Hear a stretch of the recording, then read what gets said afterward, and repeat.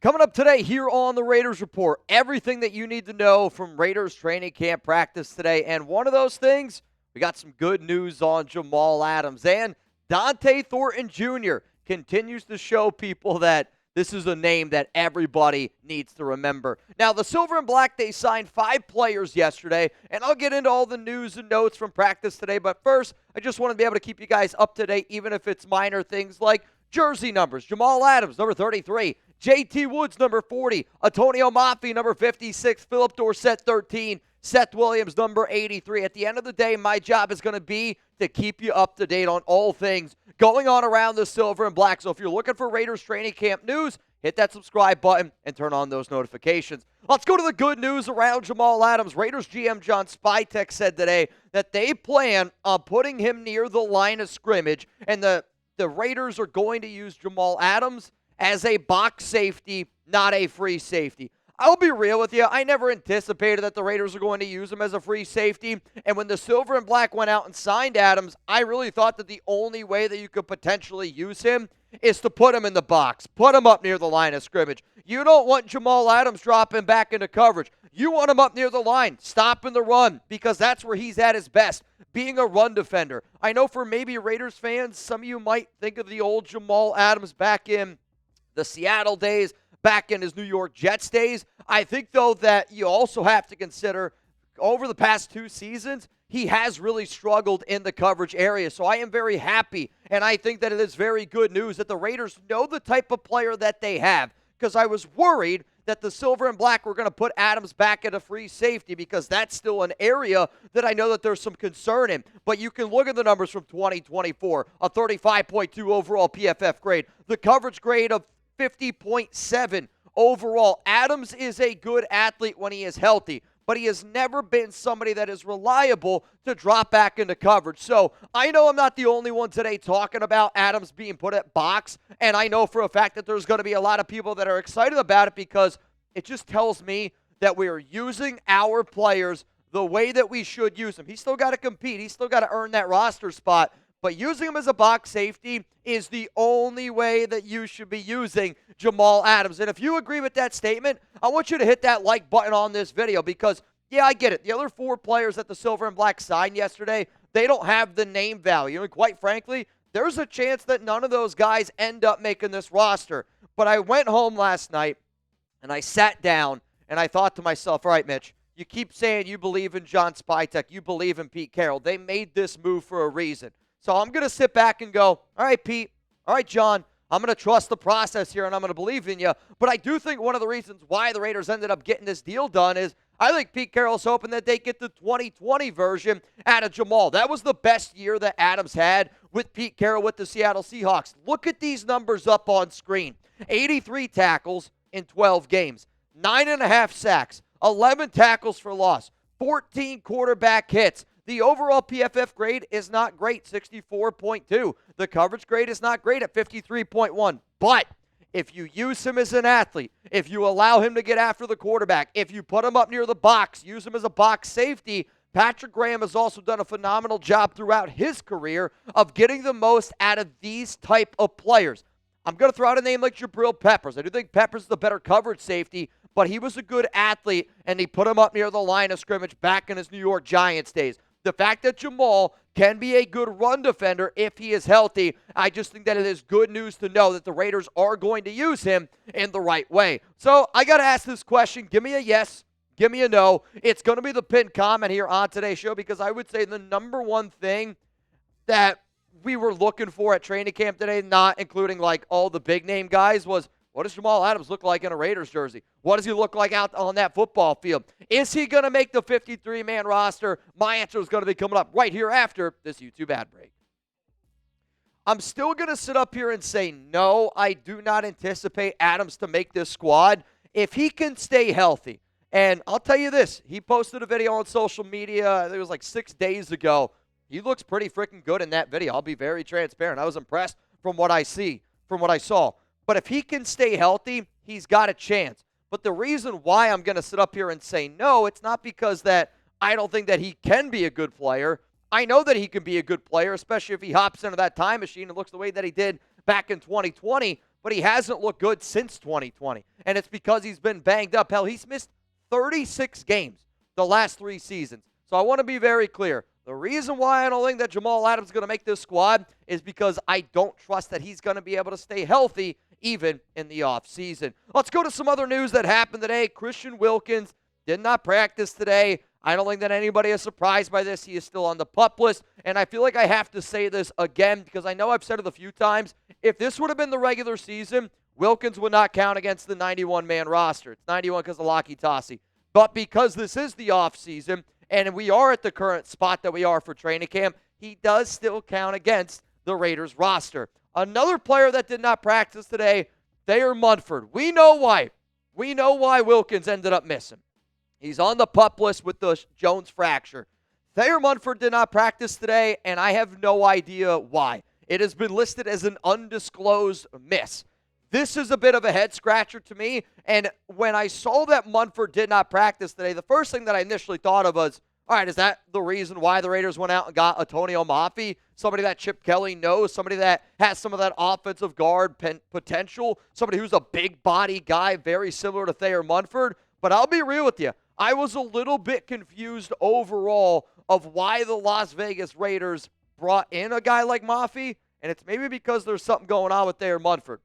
I don't know exactly what it is, but I do find it strange that he did not practice today. Coming up next here on the show, let's get into some practice notes from today. I do want to say that I thought the Raiders were going to practice today with pads on. It was offense against defense. Offense wore white. The defense ended up wearing black. No pads today, and pads will not be coming on until next week. So just for the clarification, I will talk a lot about 11-on-11 drills, a lot of 7-on-7. That's basically what the Raiders ended up doing today at practice. Now, I know this. One guy that I was really excited to see today, Ashton Jeanty, and man, oh man, this guy's an absolute stud. He's an absolute monster, and he's going to make a huge impact on this team. If you need an Ashton Jeanty jersey, go to chatsports.com/Jeanty. This link that you see right here, you click on it in the description if you don't believe me. You can click on it down in the comments section. We got sizes from small, I believe, all the way up to 4XL, 5XL. But if you planned on getting a Jeanty jersey, you might as well save $26 while you do it. Here you go. He's your star running back. Let's show him some love. All right, let's get into some of these training camp notes from today. Vincent Bonsignor said first 11-on-11 period featured a bunch of 3 linebacker sets with Elandon Roberts, Devin White, and then Germaine Pratt. I'll be real. I'm a little bit surprised by this statement because I know for years past, the Raiders have done a lot of 2 linebacker sets, and maybe they want to throw out another linebacker because some insecurities with the defensive backs they have. Maybe safety, maybe corner. Maybe it's because of their insecurity on that defensive line. I'll talk about that in a second. But also, on the first-team offense for the wide receivers, you got Dante Thornton, Tre Tucker, and Jakobi Meyers out there working. Let's hop back here to the linebackers, though, real quick, because one of the things that I was wondering when I heard, all right, if they're going to go with a lot of 3 linebacker sets, who's going to be the middle linebacker? Elandon Roberts was working as the main middle linebacker, and Devin White was working next to him.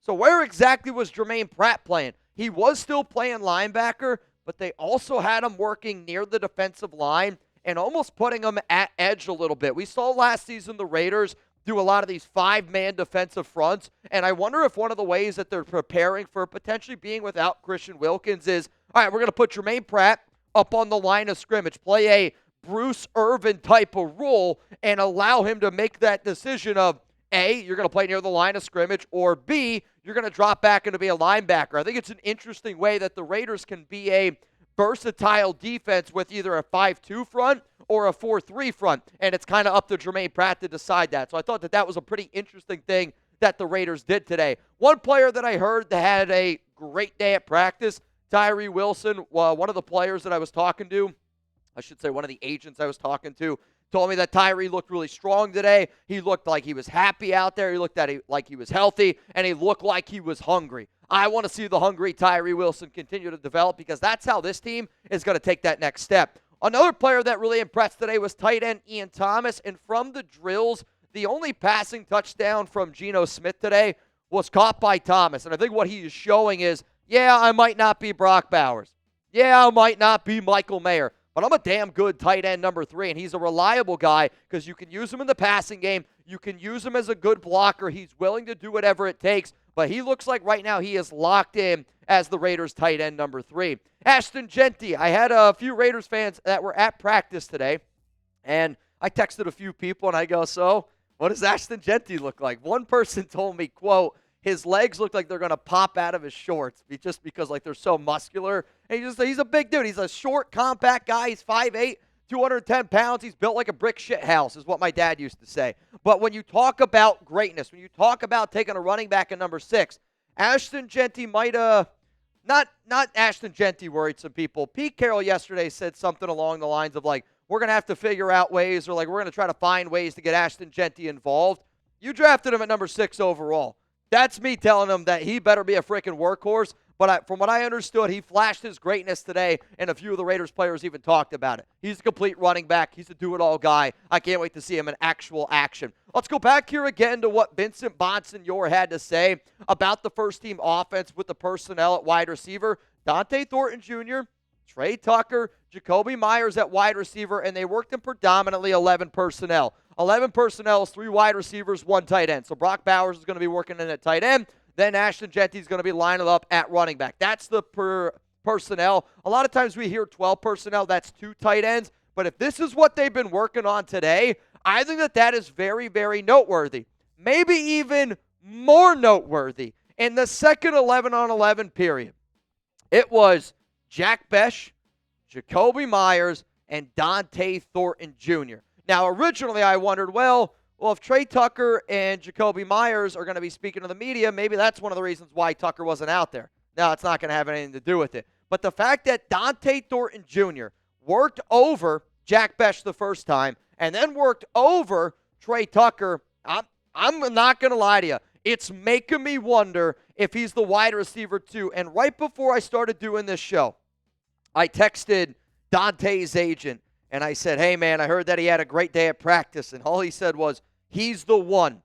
And he said that Dante is going to get it. And he knows how hungry that this young guy is. But I think when you talk about the Raiders' offense, I think you have to think about the fact that they're putting him out there on the field when both Jack Bech and Jakobi Meyers are out there, because I don't necessarily know if it makes all too much sense to always put Bech and Meyers out there on the field at the same time, because they're just very similar in terms of the type of receiver that they are. And Dante's the guy that's going to be able to take the top off.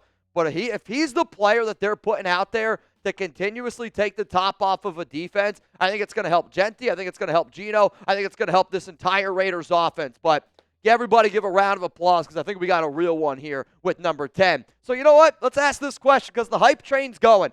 I would say the top 2 things that I wanted to talk about today on this show, that John Spytek is using Jamal Adams the right way, and it looks like the Raiders got a real one in Dante Thornton Jr. So my original prediction that I had on this was 23 catches for Thornton. After seeing what he did today, Chugs is going like this, and I think I got to ramp up those numbers a little bit. So how many catches this season for Dante Thornton Jr.? I want to see y'all's answers down below. Before we get into the final parts here of the Raiders training camp news and notes, and before I get into all the players that spoke to the media today, because at the time that I'm making this video, Max Crosby is now finally taking the podium after, I don't know, it was like 40 minutes of me waiting around, and I was like, you know what, Max? I wore your shirt today. I can't wait any longer. But you know what I can't wait for? The Raiders' first preseason game. And I'm a man that likes to make a good deal. If we get to 196,000 subscribers, you got 15 days to do it. We need 523 more. We honestly picked up about 100 subs yesterday with all the breaking news. We're going to give away an Ashton Jeanty jersey during that live show. All you got to do is be subscribed for a chance to win. But we have to get 523 more subs if you want me to give away a jersey. Coming up next here, though, let's get into some of the notes from the players today speaking to the media. The first name that I'm going to bring up here is I'm going to talk about Geno Smith and some of the stuff that he said. Now, again, I got some notes down here. He was very impressed by the rookies. He said that Ashton Jeanty looks really, really solid. He feels bad for not being able to get the ball to Brock Bowers every time, and he kind of said it like in a joking fashion of Bowers is just so good that you just want to target him every single time, and when he doesn't target him, he kind of feels bad about it. He said that a wise man once said, and I love that he said this because Gino's been dropping fire lines day after day. He said, a wise man once said, just win, baby. And he expects the Raiders to go out there and win. And that's him just backing up Pete Carroll because Pete yesterday said that he expects this team to win. And then the last thing that I really thought that I love that Gino said was that that JPJ and Max Crosby have a very tight bond. And I put out a video on social media yesterday. You can actually also see it on our Facebook page, facebook.com/JustWinBabyRaiders. And it's literally Max and JPJ competing to be the first one in the facility.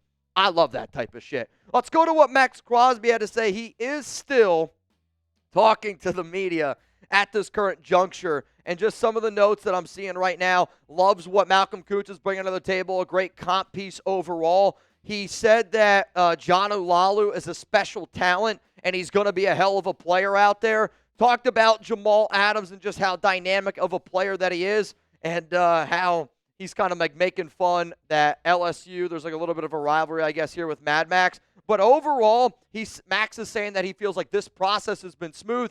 The OTAs were smooth, that this Raiders team is showing up and they're ready to go. And I think that Max is finally happy that this team expects to win. And I think Max, for the first time in his career, legitimately thinks that this team is going to be up here to win, and they're doing everything in their power to make him happy. And I think Max is very happy. Let's go to Jakobi Meyers here and some of the stuff that he said. First off, again, hats off to Jakobi. Happy to talk to the media. Had a big old smile on his face. I know that he's looking for a new deal, but maybe he's happy playing on that non-guaranteed deal. He loved that Pete Carroll said that the Raiders are playing to win, and he said that the rookies are asking questions. I don't know who asked Jakobi this question, but essentially the question came in, and they were like, well, out of all the rookies, are they asking you questions?